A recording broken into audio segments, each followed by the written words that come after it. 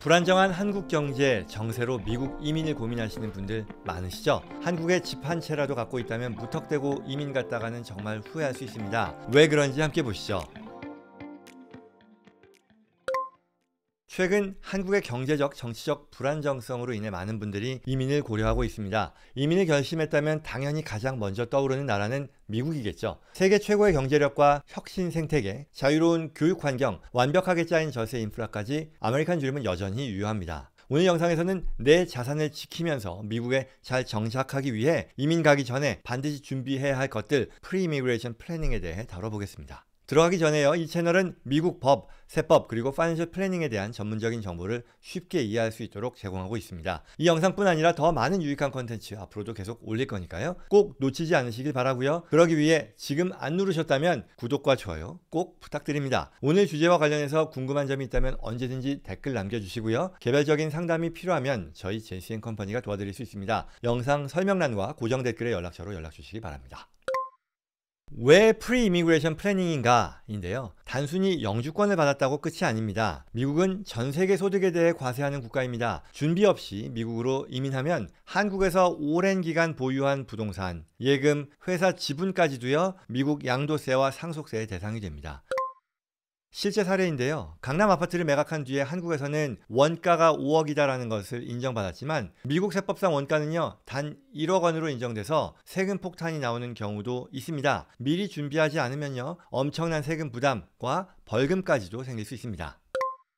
이게 무슨 얘기냐? 첫 번째 내용으로서 해외 부동산에 대한 스텝업 규정을 살펴보겠습니다. 예를 들어서요, 홍길동 씨가요, 2009년에 30만 달러에 해당되는 부동산, 30만 불이니까 3억이겠죠? 이렇게 산 부동산이 있는데 25년 현재 100만 달러, 100만 불로 가치가 증가했다고 할게요. 뭐 환율 그냥 1대 1000으로 해서요, 뭐 10억이라고 하겠습니다. 이때 영주권을 취득하게 되면요, 이후에 부동산을 매각했을 때 최초 구입가인 30만 불에서 예컨대 나중에 이걸 매각한다고 쳐요. 5년 뒤에. 근데 매각하는데 가격이 150만 불이라고 하면요, 30만 불과 150만 불 사이의 차익인 120만 불에 대해 세금을 내야 합니다. 하지만요, 영주권을 받기 전에 한국에서 해당 법인에 대해서 이러이러한 과정들을 진행한다면, 뭐 미국의 체크더박스 뭐 이런저런 내용들이 있습니다만 기술적인 내용을 빼더라도요, 이러한 과정을 통해 미리 준비하면 미국 세법상 해당 부동산에 대한 원가를요, 소득세법상의 원가를요, 현재의 시가인 100만 불로 상향 조정할 수 있습니다. 이러한 전략으로 인해 나중에 부동산을 150만 불에 팔더라도요, 팔았을 때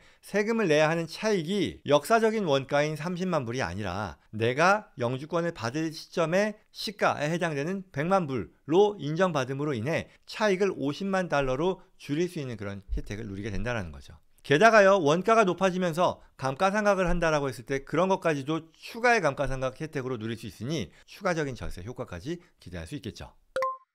두 번째로요, 해외 사업체에 대한 패스트루 일렉션과 외국 납부세 공제라는 걸 들 수 있을 텐데요. 비슷한 얘기로 또 홍길동 씨가요, 한국에서 연 100만 불의 소득을 내는 사업체를 운영하고 있다고 치면요, 영주권을 받으면요, 미국에서는요, 한국에서 이미 납부한 30만 불의 법인세 이외에도요, 추가로 14만 불의 개인소득세를 더 부담해야 됩니다. 물론 여기서는요, 한국에서의 소득세를 30%로 가정하고요, 미국에서의 개인소득세를 20%로 가정한 겁니다. 아무튼 그런 상황에서 영주권을 내가 받기 전에 해당 법인, 사업체에 대해서요, 패스트루 일렉션을 하면은요, 이 해당 법인이 벌어들이는 소득이 법인의 소득이 아니라 개인이 직접 벌어들인 소득으로 미국 세법상 인정받게 할 수 있고요. 이렇게 되면 이미 한국에서 낸 세금, 우리 지금 예에서는 30만 불이라고 했잖아요. 이러한 세금을 미국의 foreign tax credit로 활용할 수 있게 돼서요, 개인이 부담해야 되는 세금에서 외국 납부세 공제를 활용함으로써 추가로 미국에 부담해야 되는 세금을 발생하지 않도록 만들 수 있습니다. 더 나아가서요, 여기서 한국에서 더 많이 낸 세금에 대해서 미국의 외국 납부세 공제로 활용하지 않고 남은 금액에 대해서는 향후에 추가로 미래에 발생하는 세금을 줄이는 또 추가의 어떤 foreign tax credit로도 활용할 수 있는 혜택까지 누릴 수 있게 됩니다.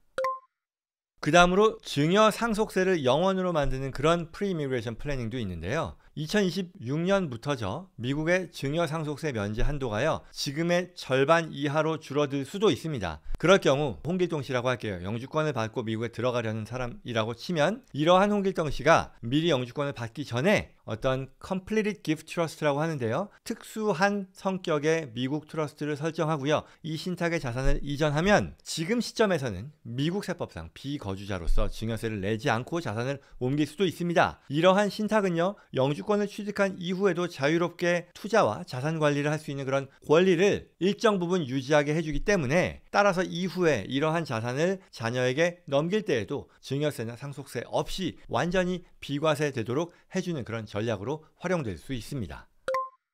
그 밖에도요, 여러 세대에 걸쳐서 자산이 이전되는 경우에 미국과 한국에서 각각 증여상속세가 부과될 가능성이 있는데요. 왜냐하면 여러 가족들이 여러 세대에 걸쳐서 한국에 거주하는 경우도 있고 미국에 거주하는 경우도 있기 때문에 특히 세대를 건너뛰는 상속의 경우라면 미국에서도 별도의, 물론 한국에서도 세대를 건너뛰는 상속에 대한 추가 과세가 있지만 미국에서도요, Generation Skipping Transfer Tax라고 해서요, 추가의 세금이 부과될 위험이 있는데요. 이런 것들을 방지하기 위해 영주권 취득 이전에 GST 면제 신탁이라는 것을 설정할 수 있는데요. 이렇게 되면 중복과세를 막고요. 다음 세대, 그 다음 세대로 이전될 때 추가의 세금 부담을 제거할 수도 있습니다. 물론 이런 것들은 모든 영주권 취득을 통해 이민을 준비하는 가정에 해당이 되는 건 아닐 것이고요. 자산이 많은 어떤 하이 네트워스 패밀리의 경우에 해당이 되겠죠.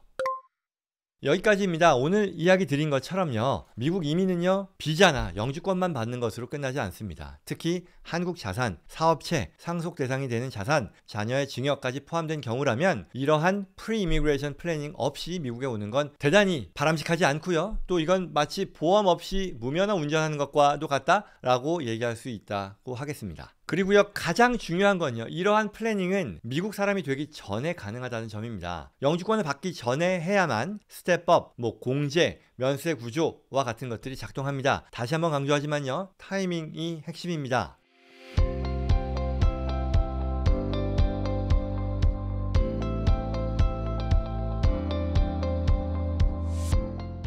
여기까지입니다. 오늘 내용 도움이 되었길 바랍니다. 오늘 말씀드린 프리-이미그레이션 플래닝에 대해 저희 JCN 컴퍼니가 실제 수많은 고객 사례를 바탕으로 전략적으로 도와드릴 수 있습니다. 그리고 미국 땅을 밟았다고 해서 끝이 아니죠. 잘 플래닝해서요, 가져간 자산들을 미국 내에서 어떻게 투자하고 관리해야 되는지까지도 도와드릴 수 있으니까요. 궁금한 점, 고민되는 부분들이 있다면 언제든지 연락 주시기 바랍니다. 좋아요와 구독 다시 한번 꼭 부탁드리고요. 이 영상 필요한 분들께도 공유해 주시기를 부탁드립니다. 감사합니다.